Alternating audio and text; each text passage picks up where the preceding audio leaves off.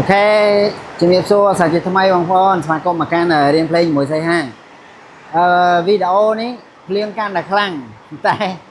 มันអាចឈប់ធ្វើវីដេអូបានទេសង្ឃឹមថាបងប្អូនអាចស្ដាប់បានខ្ញុំនឹងព្យាយាមសេរីសលេងនឹងឲ្យបានលឺបន្តិចនិយាយជាមួយនឹងមីក្រូឲ្យបានលឺបន្តិចសម្រាប់បងប្អូនអូខេអញ្ចឹងបងប្អូនចាប់អារម្មណ៍មួយគ្នាណានៅមេរៀននេះគឺតាក់ទងជាមួយនឹងលេខបញ្ជាក់44អូខេបងប្អូនមើលនៅខាងក្តារខៀននៅក្នុងក្តារខៀនខ្ញុំបានបញ្ជូនបញ្ជាក់បងប្អូនហើយលេខបញ្ជាក់24លេខបញ្ជាក់34និងលេខបញ្ជាក់44នេះគឺជាលេខបញ្ជាក់ចុងក្រោយគេហើយខ្ញុំក៏មានឧទាហរណ៍សម្រាប់បងប្អូនដែរអូខេបន្តិចទៀតយើងនឹងមើលរបៀបនៃការដែលយើងដាក់អក្សរជាមួយគ្នាអូខេអញ្ចឹងលេខបញ្ជាក់44របៀបនៃការដែលគេរាប់បុកដឹងមកបងប្អូនទី1បងប្អូនយើងមើលយើងអូសដៃពីលើចុះមកក្រោម1 2ទៅឆ្វេងបងប្អូន3មកស្ដាំវិញត្រង់ភ្លឹងឡើងទៅលើ4ធ្លាក់មកក្រោមវាចំកណ្ដាលមួយទៀតអានេះគឺជាចង្វាក់ដំបូងទី1អានេះគឺទី2ណាបងប្អូនអានេះចង្វាក់មធ្យមចង្វាក់ទី3ចង្វាក់ចុងក្រោយគេចង្វាក់ទី4នេះអាទី4នេះខ្សោយអញ្ចឹងខ្ញុំចង់សម្គាល់បងប្អូនឲ្យច្បាស់ណាចង្វាក់ទី1ចង្វាក់ទី3មានន័យថានៅក្នុងចង្វាក់ដែលលេខបញ្ជាក់4យើងមានចង្វាក់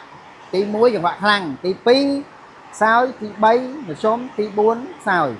អញ្ចឹងកន្លែងដែលយើងអាចដាក់អក្សរបានមាន2កន្លែងសម្រាប់ចង្វាក់44វាពិសេសជាងចង្វាក់24 34ចង្វាក់44គឺកន្លែងពិសេសរបស់វាគឺវាមានចង្វាក់ខ្លាំងមួយនិងមធ្យមមួយដែលអាចដាក់អក្សរបានបងប្អូនតោះឡើយហ្នឹងណាខ្ញុំរៀងនិយាយរៀងលឺតិចព្រោះដោយសារតែភ្លៀងអញ្ចឹងខ្ញុំតខំនិយាយលឺតិចដើម្បីឲ្យបងប្អូនអាចងាយស្ដាប់សំឡេងខ្ញុំបានអញ្ចឹងចង្វាក់ដែលយើងអាចដាក់អក្សរបានឡើយហ្នឹងគឺចង្វាក់ទី1ចង្វាក់ទី3បងប្អូនតោះណាចង្វាក់ខ្លាំងនិងចង្វាក់មធ្យមនៅកន្លែងនេះទីឲ្យយើងដាក់1ដឹម2អត់ទេ3នេះ1 3អា2អត់ទេអាចដាក់អក្សរបានទី1ទី2អត់បានទេដាក់ទី3បានហើយនេះបងប្អូនណាអានេះគឺទី4ព្រោះសលេងខ្លះ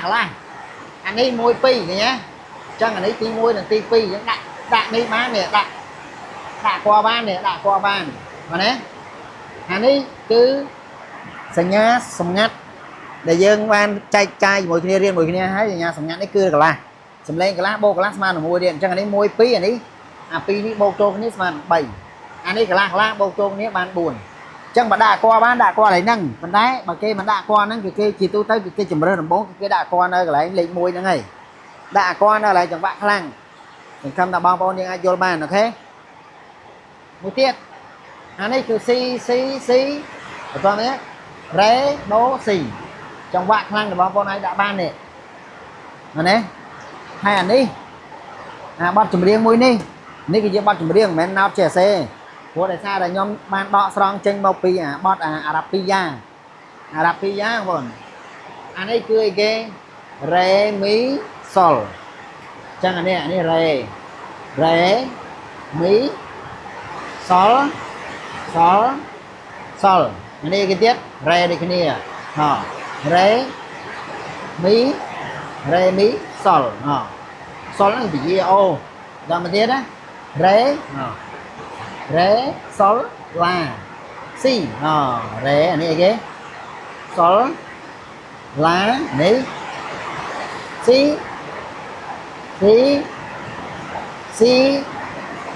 នេះ Do Ré Do Si Ré Do Si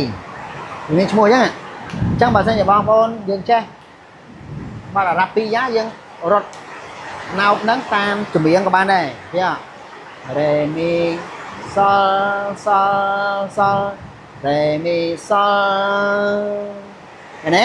គេពជាព្រោះដោយសារឡើយហ្នឹងអារ៉ាប់ពីយ៉ាអារ៉ាប់ពីយ៉ាបងអូនណា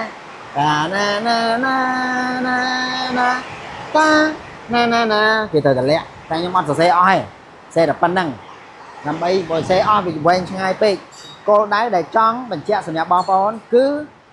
នៅក្នុងបទចម្រៀងនេះយើងដាក់អក្សរយើងមើលទី1បងប្អូនយើងមើលនេះយ៉ាដែលមាននៅលើបញ្ជារេខាយ៉ាដំបងគឺយ៉ាហ្វាមែនទេយ៉ាហ្វាដែលខ្ញុំធ្លាប់បានបង្រៀនបងប្អូនហើយយ៉ាហ្វាគឺវាមានតង់អីគេតង់សល់ឃើញទេ ในการเราต้องซอลลาซีโดมีซอลฟ้องมีโดฟ้องนี่นะโดให้มีเรสเวนเอาไปได้กูเวียแทะหม้อมีมีมิเนอร์นี่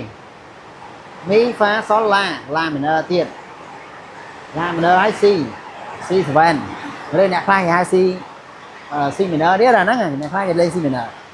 taเรามาเว้งtheo lại đi để mi sol cái này chắc là tầm 4 lái đi nhưng ai đã qua ban mà qua sol cái cô ấy giá hay ghé giá phá cứ tông sol là ngày đi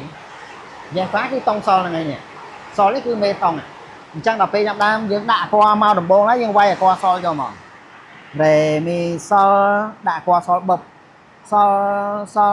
sol và tí bay nè tí bấy cái chia cái lại trong bạn mà xung dương ai đã qua ban hai bảo viên nào đang nơi tờ sol tờ đá dương nơi tờ pra sol đang tờ đai đang ngày dương mình chăm mạch mà tờ xe anh đi anh đây là qua sol anh đây là qua sol tờ đai nè qua sol là đá chứ chăm tờ sol nó dương ôn là bị lừa nâng đó là bị ya cái đấy sol